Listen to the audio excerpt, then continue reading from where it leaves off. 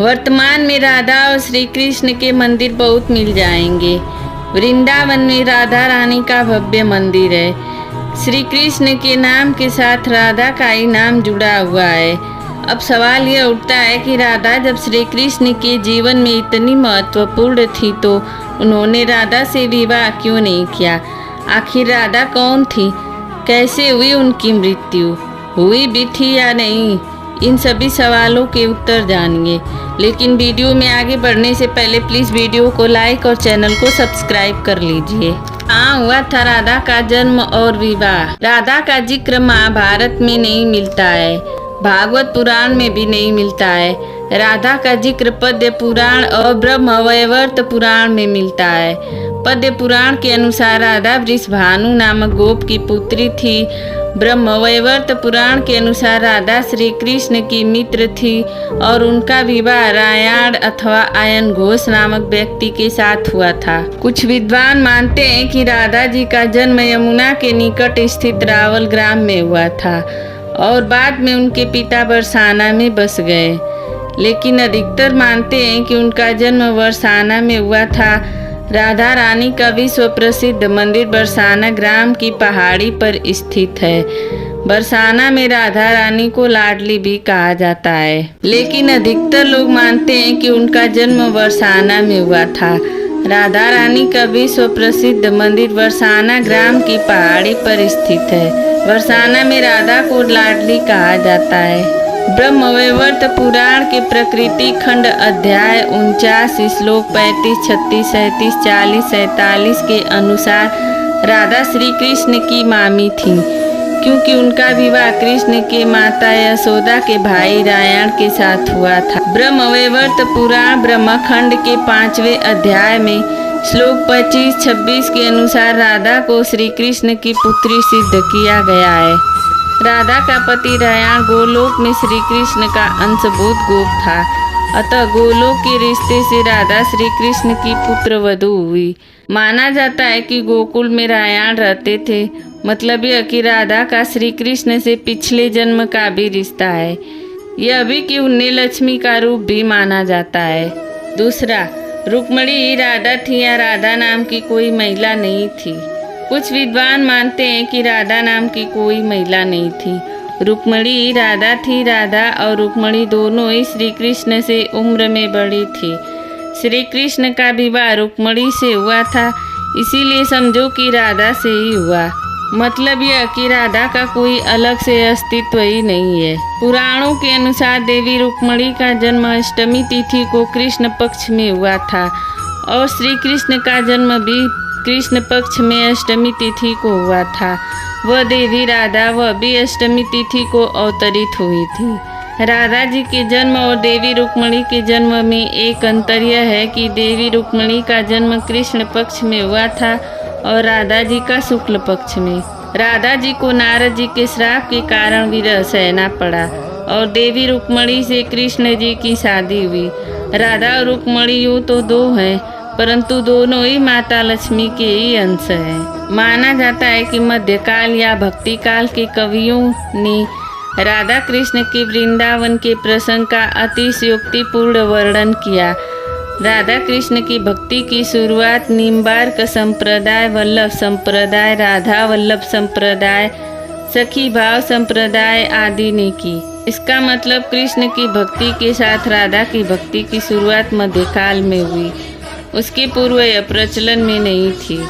दक्षिण के आचार्य निम्बार्काचार्य ने सर्वप्रथम राधा कृष्ण की युगल उपासना का प्रचलन किया था।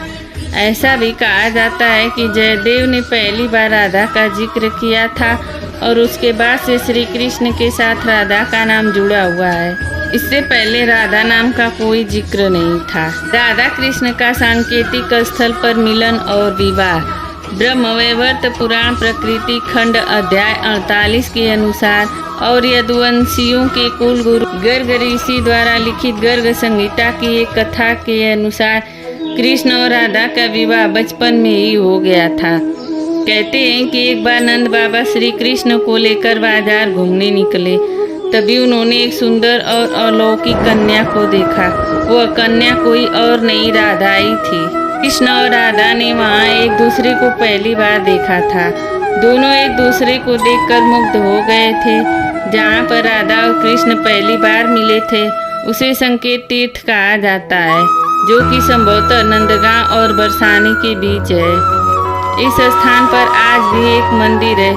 इसे संकेत स्थान कहा जाता है। मान्यता है कि पिछले जन्म में ही दोनों ने यह तय कर लिया था कि हमें इस स्थान पर मिलना है।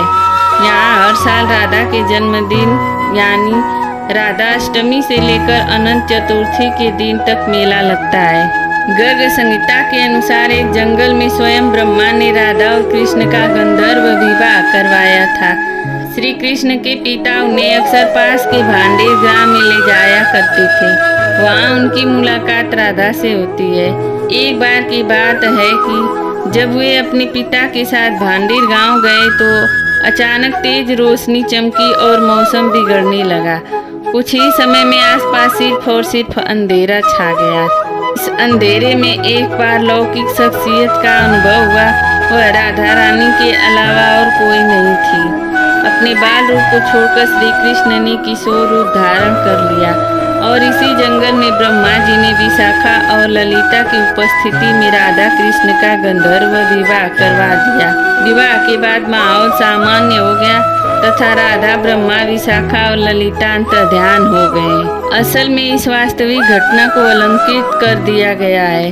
राधा सचमुच ही कृष्ण से बड़ी थी और सामाजिक दबावों के चलते यह संभव नहीं था कि उम्र में कहीं बड़ी लड़की से विवाह किया जाए। एक अन्य कथा के अनुसार राधा और श्री कृष्ण एक दूसरे को प्रेम करने लगे थे। उस वक्त श्री कृष्ण की उम्र 8 और राधा की 12 वर्ष की थी। जब यह बात राधा के घर के लोगों को पता चली तो उन्होंने उसे घर में ही कैद कर दिया। ऐसा किए जाने के कई कारण थे। एक कारण यह था कि राधा की मंगनी हो गई थी। श्री कृष्ण को यह पता चला तो वो उसे कैद से छुड़ाकर यशोदा माँ के पास ले आए। यह देखकर यशोदा माँ भी दंग रह गई। तब उन्होंने कृष्ण को बहुत समझाया कि लल्ला, ऐसा करना ठीक नहीं है। मैं तेरा विवाह दूसरे से करा दूंगी, लेकिन कृष्ण नहीं माने। बाद में यशोदा मैया और नंद बाबा उन्हें लेकर ऋषि गर्ग के पास गए। तब गर्ग ऋषि ने कान्हा को समझाया कि उनका जन्म किसी महान उद्देश्य के लिए हुआ है, अतः वे किसी भी मोह में बंध नहीं सकते। यह व्यर्थ का हट छोड़ दें। यह सुनकर कान्हा उदास हो गए और उस दौरान उनका बुलावा मथुरा के लिए आ गया। तब वे वृंदावन छोड़कर हमेशा के लिए मथुरा चले गए।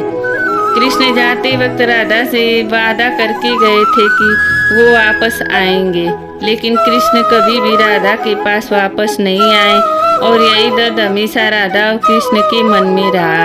राधा का गांव बरसाना था। कान्हा पहले गोकुल, फिर नंदगांव और बाद में वृंदावन में रहने लगे थे। वृंदावन में ही राधा के परिवार के लोग भी रहने आ गए थे। बस वही सांकेतिक तीर्थ से जन्मा राधा और कृष्ण का प्रेम पंखा। कहते हैं कि बचपन की मोहब्बत भुलाए नहीं भूलती। उस काल में होली के दिन यहाँ वृंदावन में इतनी धूम होती है कि दोनों गांव बरसाना और नंदगांव के लोग वृंदावन में इकट्ठा हो जाते थे। बरसाने से नंदगांव टोली आती थी और नंदगांव से भी टोली जाती थी। बरसाना गांव के पास 2 पहाड़ियाँ मिलती है। उनकी घाटी बहुत ही कम चौड़ी है। मान्यता है कि गोपियाँ इसी मार्ग से दही मक्खन बेचने जाया करती थी। यहीं पर कभी कभी कृष्ण उनकी मक्खन वाली मटकी छीन लिया करते थे या फोड़ दिया करते थे। विष्णु पुराण में वृंदावन में कृष्ण की लीलाओं का वर्णन मिलता है। मान्यता है कि यहीं पर श्री कृष्ण और राधा एक घाट पर युगल स्नान करते थे। यहीं पर श्री कृष्ण और गोपियाँ आँख मिचौली का खेल खेलते थे। यहीं पर श्री कृष्ण और उनके सभी सखा और सखियाँ मिलकर रास लीला अर्थात तीज त्योहारों पर नृत्य उत्सव का आयोजन करते थे। कृष्ण की शरारतों के कारण उन्हें बांकी बिहारी कहा जाता है। यहाँ पर यमुना घाट के प्रत्येक घाट से भगवान श्री कृष्ण की कथा जुड़ी हुई है। कृष्ण जी ने जो नंदगांव और वृंदावन में छोटा सा समय गुजारा था, उनको लेकर भक्ति काल के कवियों ने कई कविताएं लिखी हैं। वृंदावन छोड़कर श्री कृष्ण जी जब मथुरा में कंस को मारने गए, तब उनका जीवन पूरी तरह से बदल गया। कंस को मारने के बाद उनके जीवन में उथल पुथल शुरू हो गई। रामचरितमानस के बालकांड के अनुसार एक बार विष्णु जी नारद जी के साथ छल किया था। उन्हें खुद का स्वरूप देने के बजाय वानर का स्वरूप दे दिया था। इसी कारण वे लक्ष्मी जी के स्वयंवर में हंसी का पात्र बन गए और उनके मन में लक्ष्मी जी से विवाह करने की अभिलाषा दबी की दबी ही रह गई थी। नारद जी को जब इस छल का पता चला तो वे क्रोधित होकर बैकुंठ पहुँचे और भगवान को बहुत भला बुरा कहा और उन्हें पत्नी का वियोग सहना होगा यह श्राप दिया। नारद जी के इस श्राप की वजह से रामावतार में भगवान रामचंद्र जी को सीता जी का वियोग सहना पड़ा था और कृष्ण अवतार में देवी राधा का। जब श्री कृष्ण वृंदावन छोड़कर मथुरा चले गए तब राधा के लिए उन्हें देखना और उनसे मिलना और दुर्लभ हो गया। कहते हैं कि राधा और कृष्ण दोनों का पुनर्मिलन कुरुक्षेत्र में बताया जाता है। द्वारिका से श्री कृष्ण और वृंदावन से नंद के साथ राधा आई थी। राधा सिर्फ श्री कृष्ण को देखने और उनसे मिलने नंद के साथ गई थी। इसका जिक्र पुराणों में मिलता है। कहा जाता है कि जब द्वापर युग में नारायण ने श्री कृष्ण का जन्म लिया था तब माँ लक्ष्मी ने राधा रानी के रूप में जन्म लिया था ताकि मृत्यु लोक में भी वे उनके साथ ही रहें, लेकिन ऐसा नहीं हो सका। राधा और श्री कृष्ण के बीच पहले सांकेत स्थल और फिर बाद में वृंदावन में होती रही मुलाकात के कारण प्रेम जन्म लेने लगा था। बचपन का प्यार बहुत गहरा और निष्काम होता है। श्री कृष्ण उस वक्त 8 साल और राधा 12 साल की थी। कहते हैं कि उस वक्त श्री कृष्ण को 2 ही चीजें सबसे ज्यादा प्रिय थी, बांसुरी और राधा। श्री कृष्ण की बांसुरी की धुन सुनकर राधा के जैसे प्राण ही निकल जाते थे। कई जन्मों की स्मृतियों को कुरेदने का प्रयास होता था और वह श्री कृष्ण की तरफ खींची चली आती थी। भगवान श्री कृष्ण से राधा पहली बार तब अलग हुई जब श्री कृष्ण वृंदावन छोड़कर बलराम के साथ कंस के निमंत्रण पर मथुरा जा रहे थे। तब उन्हें भी नहीं मालूम था कि उनका जीवन बदलने वाला है। यह प्रेम पूर्ण जीवन अब युद्ध की ओर जाने वाला है। पूरा वृंदावन उस वक्त रोया था। राधा के लिए तो जैसे तैसे सब कुछ खत्म होने जैसा था। राधा के आंसू सूखकर जम गए थे। बस श्री कृष्ण राधा से उस वक्त इतना ही कह पाए कि मैं वापस लौटूंगा, लेकिन श्री कृष्ण कभी नहीं लौटे और वे मथुरा में एक लंबे संघर्ष में उलझ गए। बाद में उन्होंने रुक्मिणी से विवाह कर लिया और द्वारिका में अपनी एक अलग जिंदगी बसा लिए। जब श्री कृष्ण वृंदावन से निकल गए तब राधा की जिंदगी ने एक अलग ही मोड़ ले लिया था। राधा का विवाह हो गया, लेकिन राधा श्री कृष्ण के विरह में जीती और मरती रही। राधा ने अपना दाम्पत्य जीवन ईमानदारी से निभाया और जब वे बूढ़ी हो गई तो उनके मन में मरने से पहले एक बार श्री कृष्ण को देखने की आस जगी। सारे कर्तव्यों से मुक्त होने के बाद राधा आखिर बार प्रियतम कृष्ण से मिलने गई। जब वे द्वारका पहुंची तो उन्होंने श्री कृष्ण के महल में और उनकी 8 पत्नियों को देखा, लेकिन वे दुखी नहीं हुई। जब श्री कृष्ण ने राधा को देखा तो वे बहुत प्रसन्न हुए। कहते हैं कि दोनों संकेतों की भाषा में एक दूसरे से काफी देर तक बातें करते रहे। राधा के अनुरोध पर श्री कृष्ण ने उन्हें एक महल में एक देविका के पद पर नियुक्त कर दिया। कहते हैं कि वहीं पर राधा महल से जुड़े कार्य देखती थी और मौका मिलते ही वे श्री कृष्ण के दर्शन कर लेती थी। एक दिन उदास होकर राधा ने महल से दूर जाना तय किया। उन्होंने सोचा कि वे दूर जाकर दोबारा श्री कृष्ण के साथ गहरा आत्मीय संबंध स्थापित करेंगे। हालांकि श्री कृष्ण तो अंतर्यामी थे और वे राधा के मन की बात को जानते थे। कहते हैं कि राधा एक जंगल के गांव में रहने लगी। धीरे धीरे समय बीता और राधा बिल्कुल अकेली और कमजोर हो गई। उस वक्त उन्हें भगवान श्री कृष्ण की याद सताने लगी। आखिरी समय में भगवान श्री कृष्ण उनके सामने आ गए। भगवान श्री कृष्ण ने राधा से कहा कि वे उनसे कुछ मांग ले, लेकिन राधा ने मना कर दिया। श्री कृष्ण के दोबारा अनुरोध करने पर राधा ने कहा कि वे आखिरी बार उन्हें बांसुरी बजाते देखना और सुनना चाहती हैं। श्री कृष्ण ने बांसुरी ली और बेहद सुरीली धुन में बजाने लगे। श्री कृष्ण ने दिन रात बांसुरी बजाई। बांसुरी की धुन सुनते सुनते एक दिन राधा ने अपने शरीर का त्याग कर दिया। कहते हैं कि श्री कृष्ण अपनी प्रेमिका की मृत्यु को बर्दाश्त नहीं कर सके और उन्होंने बांसुरी तोड़कर झाड़ी में फेंक दिए। उसके बाद से श्री कृष्ण ने जीवन में कभी बांसुरी या कोई वाद्य यंत्र नहीं बजाए। वीडियो अच्छी लगी होगी तो प्लीज़ कमेंट में जय श्री कृष्ण जय श्री राधे ज़रूर लिखिए।